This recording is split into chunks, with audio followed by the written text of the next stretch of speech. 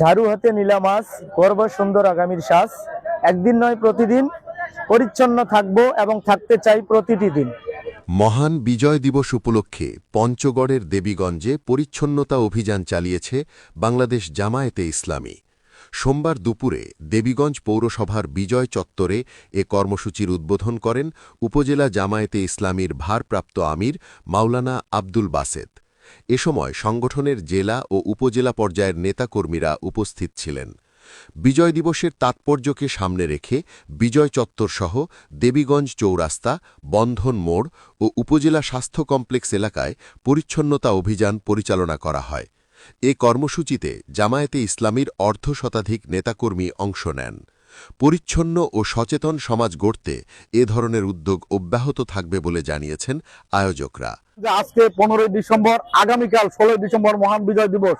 সেই বিজয় দিবসটাকে আমরা একেবারে পরিচ্ছন্ন দেবীগঞ্জে বিজয় দিবসটা পালন করতে চাই। এই জন্য পৌর জামাতের উদ্যোগে আজকে আমাদের সমস্ত নেতা কর্মী এখানে চলে আসছেন। আমরা দেবীগঞ্জের যত ময়লা আবর্জনা আছে এগুলো পরিচ্ছন্ন করে আগামীকাল 16 ডিসেম্বর পালন করবো ইনশাল্লাহ। আমরা দেবীগঞ্জের পৌরসভার প্রত্যেকটি নাগরিক চাই এই পৌরসভাটা পরিষ্কার পরিচ্ছন্ন থাকুক। এখানে আমাদের শিশুরা, আমাদের ছাত্রছাত্রীরা, আমাদের মায়েরা, আমাদের ব্যবসায়ীরা সবাই যেন সুন্দর একটা পরিবেশ পায়। সেই সুন্দর পরিবেশ উপহার দেওয়ার জন্য আজকে জামাত ইসলামী পরিচ্ছন্ন অভিযান চালিয়ে যাচ্ছে।